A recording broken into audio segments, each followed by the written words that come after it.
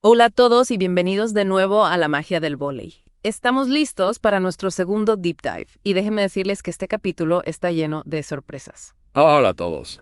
Hoy vamos a adentrarnos en la historia de la generación de plata del voleibol masculino brasileño. Exactamente. Un equipo que, a pesar de no llevarse el oro en Los Ángeles 1984, dejó una huella imborrable en el deporte. Una huella que se siente hasta el día de hoy. Y eso es precisamente lo que vamos a explorar.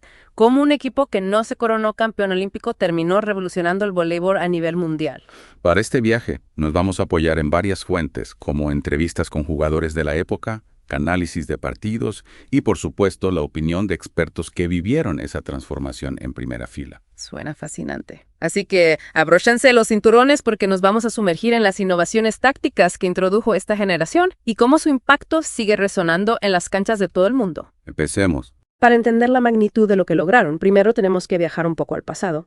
¿Cómo era el panorama del voleibol antes de que la generación de plata irrumpiera en escena? Bueno, antes de 1984, el voleibol era un deporte, digamos, un poco más tradicional.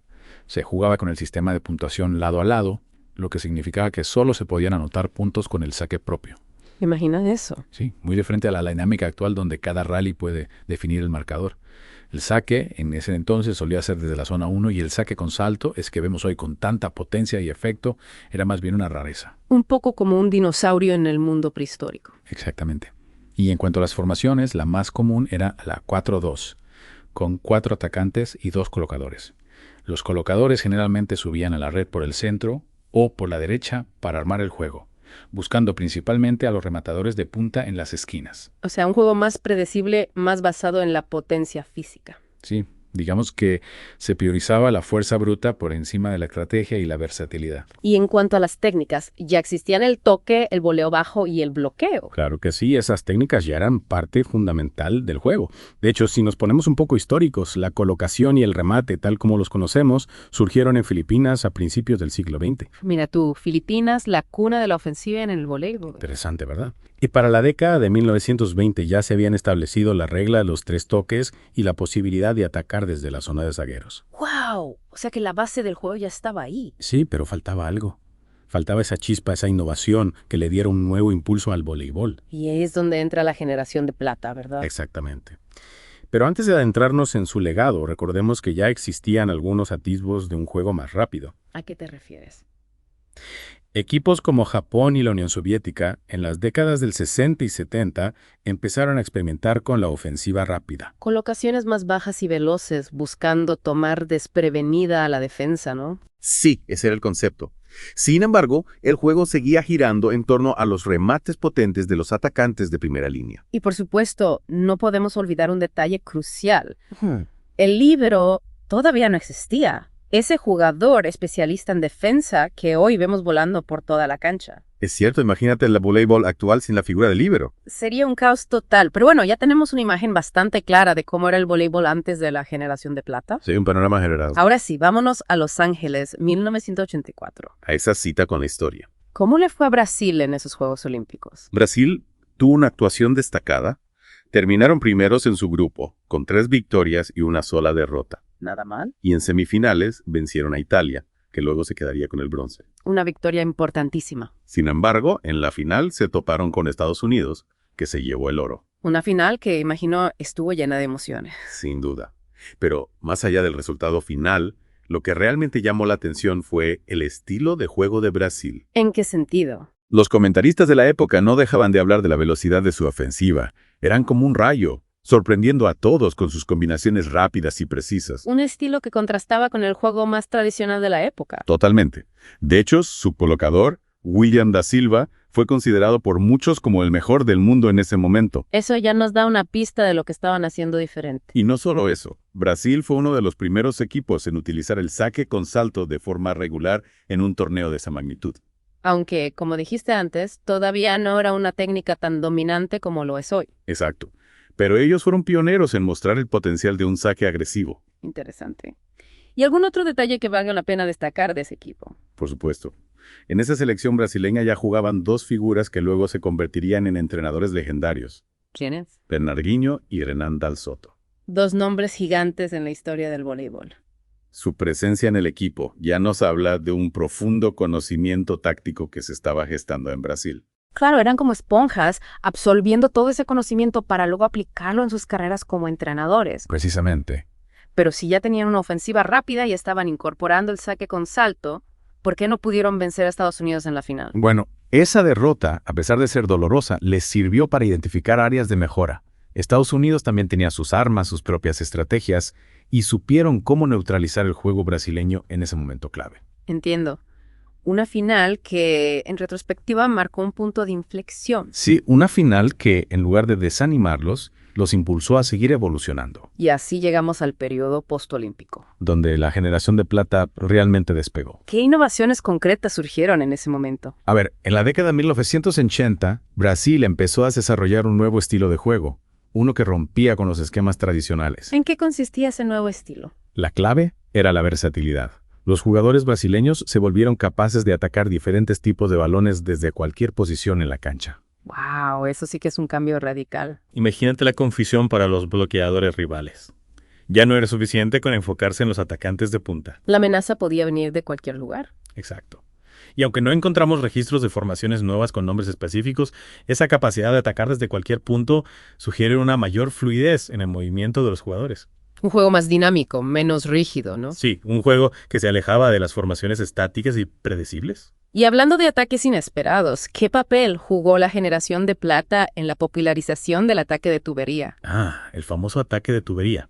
Ese remate que sale desde la zona de zagueros por el centro de la cancha. Para los que no están familiarizados, es un ataque que puede descolocar por completo a la defensa. Totalmente.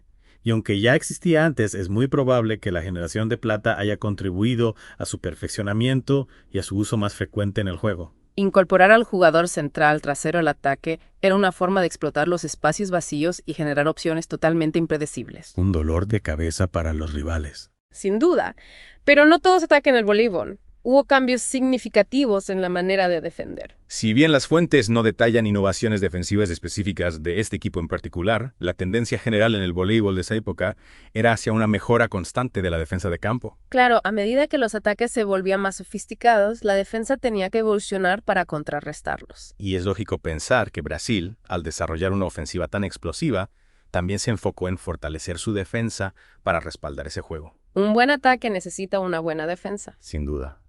Y hablando de ataque, no podemos olvidar el saque con salto. que ya habían empezado a utilizar en Los Ángeles 84. Exactamente.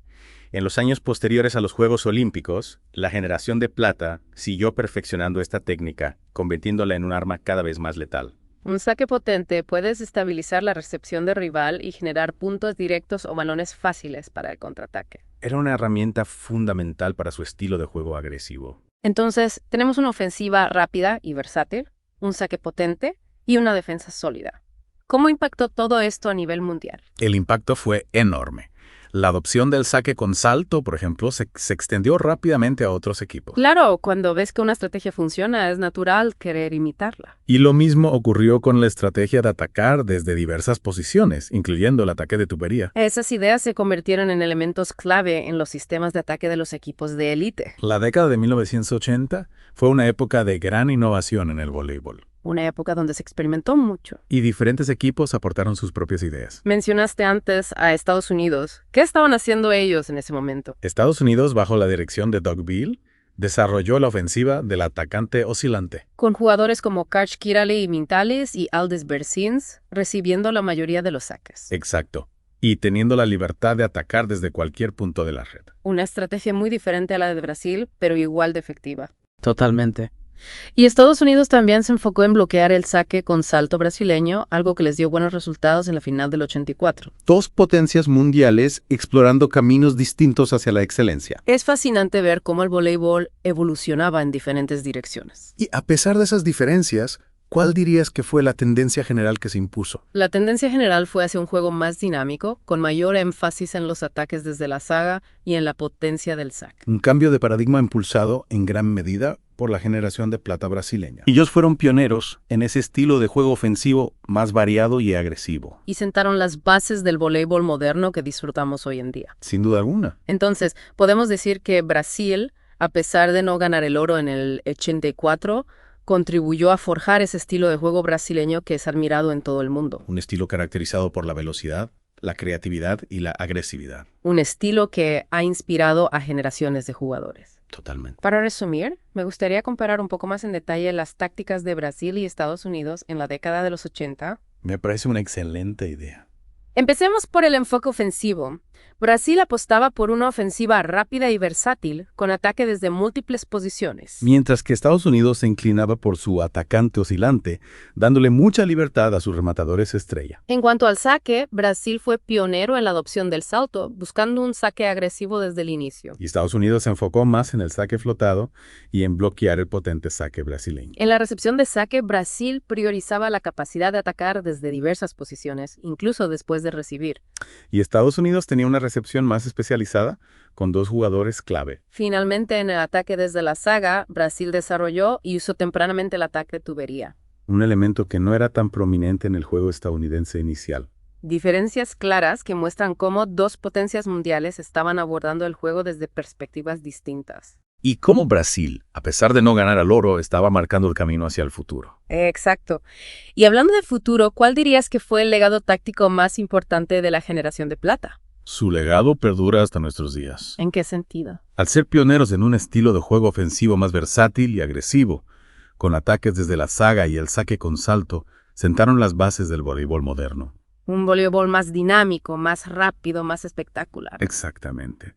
Y su visión de un ataque fluido y la importancia de un saque potente son elementos esenciales en el voleibol actual. Es increíble cómo un equipo que se llevó la plata olímpica logró tener un impacto tan profundo en la forma en que se juega este deporte. Su influencia trasciende las medallas. Inspiraron a generaciones de jugadores y entrenadores. Y contribuyeron a la evolución del voleibol a nivel mundial. Un legado que sin duda merece ser recordado y celebrado. Totalmente de acuerdo. Y así llegamos al final de este deep dive sobre la generación de plata del voleibol brasileño. Un viaje fascinante a través de la historia. Vimos cómo sus innovaciones tácticas transformaron el voleibol, convirtiéndolo en el deporte que amamos hoy en día. Un deporte lleno de velocidad, potencia y emoción. Y para cerrar, les dejamos una pregunta para reflexionar. ¿Qué? ¿Cómo creen que el voleibol seguirá evolucionando en el futuro? ¿Qué nuevas sorpresas nos esperan? Los invitamos a seguir explorando la historia del voleibol y a descubrir la magia que se esconde en cada partido. Y no se pierdan nuestro próximo capítulo, donde seguiremos desentrañando los secretos de este apasionante deporte. Hasta la próxima.